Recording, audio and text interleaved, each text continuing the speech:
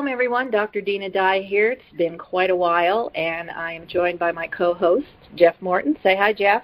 Hi, Jeff. Yeah. Hi, Dinah.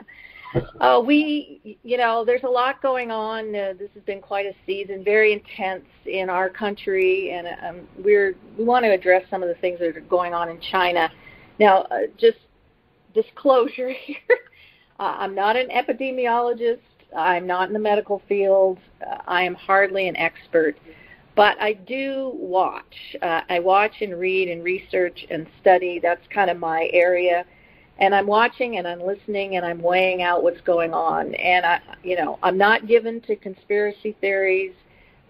We want to just present information here that's solid and to the best of our ability. I'm not going off into all of the different theories. As far as the coronavirus, the COVID-19 is concerned, at this juncture, the average person do not know. So I'm not even going to go there and suggest all the different theories on this. And we may never know. I would imagine there's people in our government that do know. Certainly they know in China. But let's not talk about stuff we don't know. So that's I'm just going to drop that right out of the gate. Jeff? Well, and likewise, I'm far from a conspiracy person. I don't, if you want to know anything about conspiracies, just bounce around on YouTube for half an hour. I'm more concerned with and my thoughts are more concerned with, the number of people that have died. Yeah. And the lives that are being disrupted and destroyed, and the suffering that's going on, and the fact that this virus is moving quietly, silently, deadly through communities, not only in China, but I have a son in Japan. The virus is there, and it's spreading, and it takes 2 weeks, Dinah, sometimes 3 weeks. Well, actually, up to 24 days. Right, so before anyone. That's over 3 weeks when people are asymptomatic and they do not know it. So in agreement with Dinah, I'm not here to talk about the conspiracies and all of the misinformation that's being spread. I'm here to talk about the actual lives and how we know that China has the largest underground church in the world. Amen. Yeah. And these people are crying out to God Almighty for help. Dinah, I sent you the video of the woman. She's now turned up missing, by the way. Well, yeah, so there have been a number of journalists. They're basically internet journalists. I can't remember the one guy's name, Fang something. I don't know if I wrote it down. But there have been a number of them that have just disappeared. And so who knows, trying to get the word out. And we have to be cautious, too, because, and I'm not saying the video that you sent, but we've got Russian trolls out there that are putting out videos that are fakes from, decades ago. And it's hard to verify because if these people are going to put out a video, then they got to cover their tracks, layers upon layers. So that makes it hard for people to prove whether these videos are accurate or not. But there's no question, we're getting information out of there. China's not letting anyone in. I don't know. The World Health Organization, I don't totally trust them either. I just learned that 2 people on the World Health Organization, one guy is from Ethiopia. He was the head of their health services in Ethiopia. And basically there was a lot of cover-up. They had several epidemics there. He covered it all up, and now he's serving on the World Health Organization. So that doesn't give me a lot of confidence. And there's another gal who, I don't remember their names, but in Hong Kong, she was part of the health services there as well, and she was partially responsible for covering things up in Hong Kong, and she's serving on that board. So that kind of doesn't inspire great confidence either. But I just want to mention 2 sites, warroom.org. They have a series called Pandemic. They're up to number 17. All of the guests on there have been fabulous. Dr. Stephen Hatfield is kind of co-hosting on that. He worked in weapons bio labs in the U.S. and the U.S. Army, and he is excellent. He's written a book called 3 Seconds Until Midnight, which is quite a scary thing. It's like a novel. And excellent guests. And then there's another site called Peak Prosperity, a guy named Chris Martinson. And these, I would recommend these two. They are sane and they're well sourced. And just please be careful. There's just so much stuff on the internet, and a lot of it isn't true. And people are just freaking out and cover-ups and all that. We just want to focus in on what we believe that we know from reliable sources. And we want to encourage everyone. This is no time for panic. But you need to know what's going on, and you need to prepare yourself as best you can. And I do want to spend quite a bit of the show talking about the Chinese and what's going on, under authoritarian rule, and how that might compare with the U.S. and how, because we're headed straight for where China is. And so, I'm encouraging you, please pray for the Chinese people. This thing is, the numbers coming out of China are not accurate at all. We don't know what the numbers are. We have somebody, Dr. Gabriel Jung out of Hong Kong, is kind of saying that this thing is replicating itself every 6.7 days. The numbers of infected are well above 180,000. We have another doctor inside China who's saying, it's probably close to 250,000, up to 1 million that are infected. We simply don't know, but we do know that there's a huge problem, and this thing is, this thing moves at a speed, and like you said, people are asymptomatic for weeks and weeks. They don't even know they have it. They were talking about in Wuhan just around Chinese New Year. See, the government probably knew about this as early as October, they're saying. Into November, they did nothing about it, but these people all got together. Were 10,000 of them eating together, and they dip the stuff in the pots and they eat, and the virus just was able to explode in that way. And sorry, I'm just rambling on here, but I'll take a breath. I think it's important to understand that, we know that that this particular virus is killing people. People are dying. We have no idea how many are dead. Right. I'm like you. I've seen all of the stories of the crematoriums and the people dropping dead and the Chinese. I've seen all of those videos. Please don't send me any more of those, please. Substantiate your work if you're going to really look into this. But the reality is, like Dinah said, this virus is spreading exponentially, and it's not limited to the people of China. It's moved around the globe. And it'll be very interesting to see how or what happens in the next 90 days or even 30 days. Yeah. Because the truth is going to bubble out. There's a good side to the internet and a bad side to the internet. Yeah. The good side is that information is coming out. You just have to scrutinize it. Yeah, for sure. Well, what they're saying, there's 3 sort of laboratories where they'll actually get real-time information, because they're not getting it from the Chinese. And that's Singapore and what was the other one? Singapore, Japan, the cruise ship. So these are like insulated laboratories. I guess Singapore is the number one because of all the countries in Southeast Asia and really on the planet, they have by far the best healthcare system. So there's 55 already, according to the numbers that have been infected there. So this is where they're going to watch to see what they call the RO number, or how this thing replicates, how fast it does. Some call it the R naught number. And also in Japan and Hong Kong, and then that cruise ship that's parked outside of Japan. And I believe, I don't remember the latest, it was like 214 had been infected.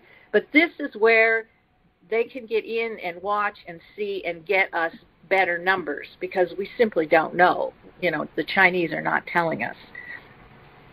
Well, I was reading some reports coming out of Taiwan that the numbers are staggering, but also that they're like a year away from any kind of medicine. Oh, that's even, it's more like 18 months to 2 years. So what I also heard, they were supposed to put together some sort of SARS vaccine medicine thing, and I don't know, what year was SARS? 2003?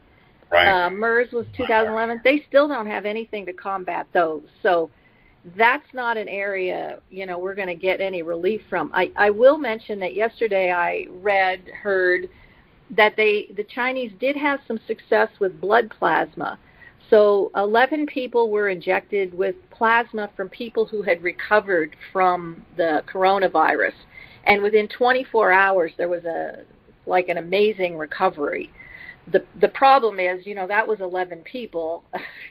I don't know how you get enough blood plasma from people who have survived to be able to do this on a scale. I mean, there's 1.5 billion people that live in China. So I don't know how that works, but they did have some real success there. So that's something that we want to watch as well. Well, not only that, but I was watching the video you put out, and the doctor was talking about reinfection. Yeah. Which is almost a death sentence. Deadly. Because the medicine that they were pumping in to people does a lot of damage to the internal organs, and so if you get reinfected, it literally is a death sentence. And this is a monstrous virus. I mean, it is. I haven't seen anything like this since I've been alive spread.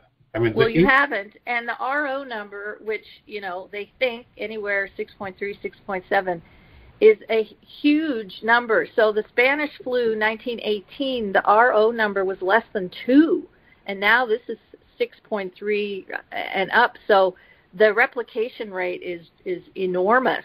Now, mostly seems contained in China, and they're reporting 15 cases in the U.S.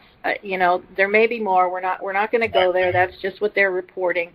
And the key from everyone that I'm reading is you got to get on it when you got 15 cases. And so if that means somewhat draconian measures, then that's what you got to do. Because if you can contain the 15 cases, you got a shot at containing the whole thing. Once you hit apparently close to 100 cases, you've already lost. So, and I don't know. I just want to mention a couple of things. Again, stay calm. It's no time to panic, but it is time to prepare. And actually, we should always be in preparedness mode. We shouldn't have to go race out and prepare, but most of us do, and I'm guilty of that.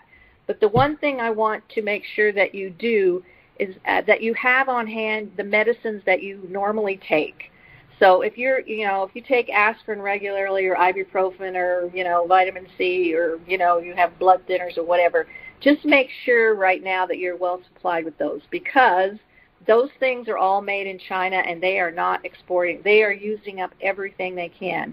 There are no respirators now. There is nothing for those people. So while they're on the shelves, and hopefully they stay on the shelves, but at the very least, just prepare yourself with your medicines.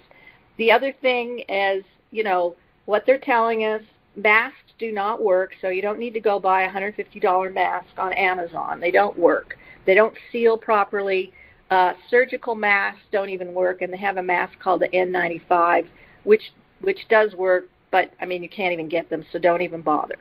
The moisture that you create inside the mask causes the virus to just, explode. So don't worry about that. But the key in all of this is hand washing, which is not something we've trained ourselves to do. So they gave a little thing when you go wash your hands and keep, the water's fairly hot. Not real hot, but you put the soap and you're washing your hands. And this is how you teach children. You tell them, say happy birthday twice. And that's the length of time that you need to wash your hands. And in your own home, things like don't share towels, because that's, you can imagine, especially the towel in the kitchen, and doorknobs, things like that. So just be prudent with that sort of thing. I would suggest just having some food, just maybe 2 weeks supply of food on hand, in the event that maybe you had to stay home for 2 weeks or something like that. We don't have to go crazy, but these are some just basic things that we can do. So. And Dinah and I we're not sounding an alarm. Well, we kind of are. Well, but we're reiterating the fact that this disease, this virus, is killing people. Yeah. Large numbers of people. We don't know how many people are dead. Dinah, have you read the reports that this isn't affecting children very, very much? Have you seen those reports? I have, but I've also seen a report where it's equal. it doesn't matter, young or old, and all the way through, the numbers are pretty steady. The guy from Peak Prosperity had graphs and charts on that. So, I've heard that, men don't get it, women do, women don't get it, men do, this age, that age. Okay, so it doesn't seem to know at any bounds at this juncture. Well, that makes sense to me, because once you get a virus, it's still in your body. So I would imagine, they're talking about people who already have issues like diabetes and things of this nature. This disease just goes certainly, down. Yeah. If you have some sort of medical issue, it's going to... The problem is, of course, it goes to the lungs, and it goes to the deep part of the lungs. So it's not an upper respiratory issue. It's, deep in the lungs. And so now you're dealing with pneumonia and, you literally drown to death as the fluids fill up.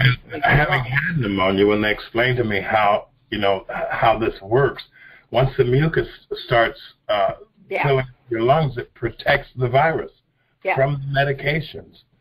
So it's kind of it's heinous. Yeah, and your body. We're not going to go. I mean, I'm a big believer in trying to boost your immune system to the best you can, but I'm not going to list off all of the. The one thing I will say though is vitamin D. I know people go with the vitamin C, but vitamin D is probably the most essential. And I know for me, when I'm starting to get sick, I dose up to like 10,000 vitamin D units an hour for a day, just to try to knock that thing out. So, hopefully that'll work. But really, that's all I want to say on that. Just stay calm, be prepared, and we will watch closely. The biggest thing we're going to have to deal with, I think, is the upending of the supply chain. Because we have reached the point, 80% of our medicines are made in China, and 97% of our vaccines are made in China, and almost, up in the same amounts of our agribusiness. Everything's made in China. China makes everything. And now the factories are closed, and people aren't there, and the farmers aren't in the fields, etc. And our governments over the past numbers, probably last 25 or 30 years, have basically sold us out, outsourced everything to China, where they make everything, and now we are just stuck. And it reminded me of Israel, because at one point, one of Israel's main defensive weapons is their tanks. And at one point, their tank parts were being made in other countries, United States being one of them. Now, you get some, somebody's running the show, doesn't like Israel, and you need tank parts, you're in, heap big trouble. And so Israel just said, well, that's it, we're done with that. We're gonna make everything here. And I love this America First thing that the president has brought, because it is past time for us to make everything here, so we are not dependent on China. China is not going to be sending out anything. They need everything they've got. So there's something called the just-in-time. That is how our supply system works. It's basically they have no inventories. It's kind of like a on-demand sort of thing, and so everything is just working on the edge of time. Like it works perfectly when everything's being made and time. We've got time to send. But if there's an upending at all in the supply chain, this thing just collapses. So. The way we're going, our Walmarts and Targets may not have stuff on their shelves. Now, of course, it'll start in Asia, and maybe, I don't know how long it'll take. Again, we're not trying to freak you out, but we have been beholden to China, a communist, authoritarian dictatorship. This is insane, and maybe all of this will expose, like you said, and be a wake-up call that we need to be making stuff at home. And in addition to that, if we just look at how we're not getting information out of communist China, there's no truth in what's being fomented from the government.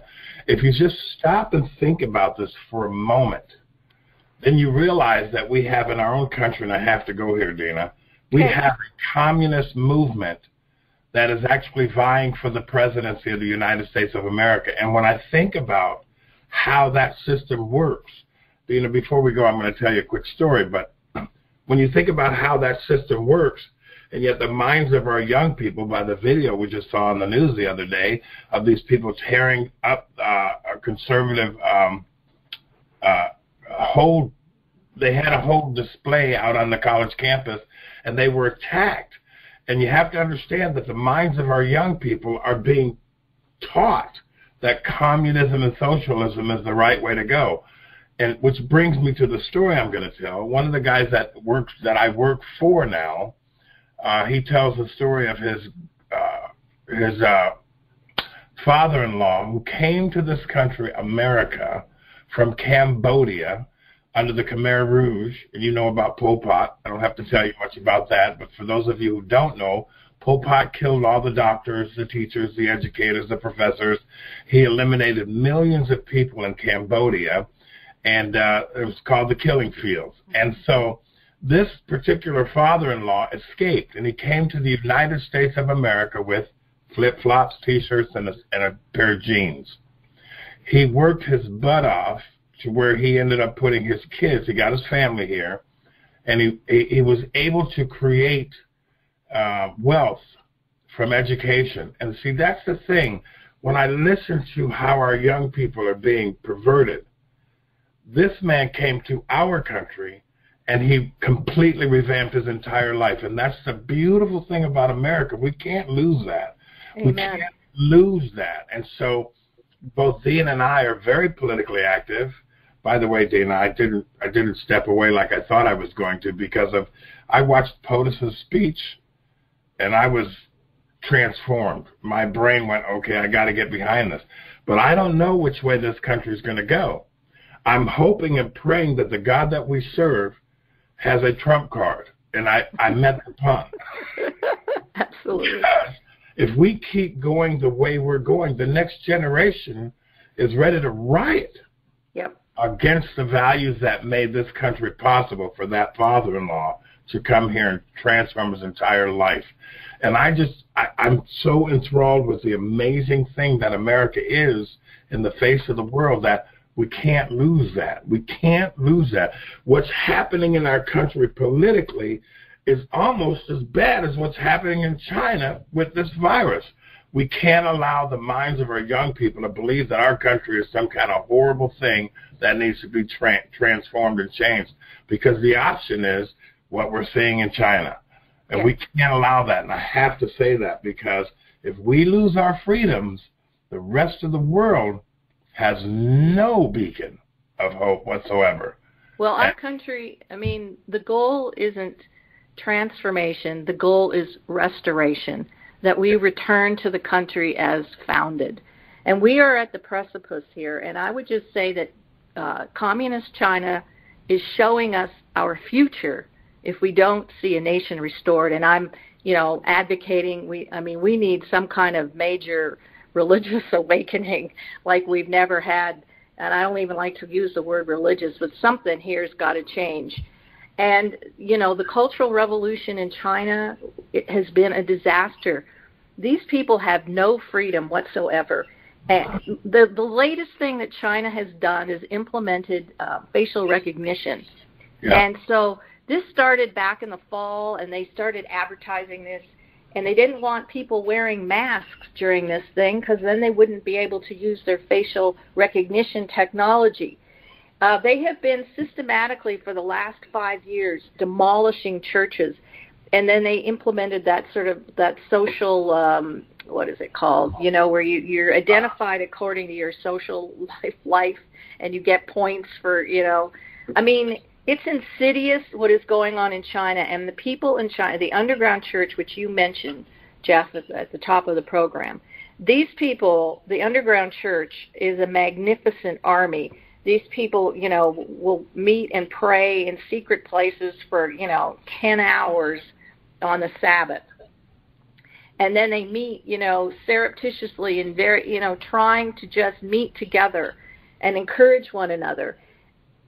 And, I don't know how this all started. I don't know where it's going to end, but I believe the potential exists here for the complete upending of the Chinese Communist Party, because these people long to be free, and they are showing us where we're headed.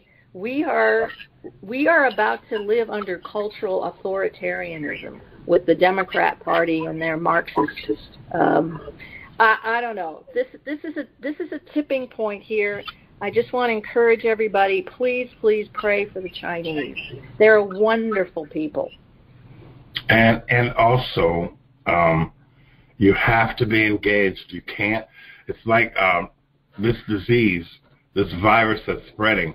If you don't fight it, it's going to overrun everything. And the same is true if we don't fight back for the political strength and character and restoration of what God poured into this nation, then we're going to be overrun, and we're not going to have the country that we all grew up in. And I just pray that not only do you pray for the people of China, but you pray that God's hand stays over this nation, guides our leaders, and calls his people, the church, and I'm speaking to the Christian community, the church, to return to the biblical truth that gave us the gospel message in the first place. Amen.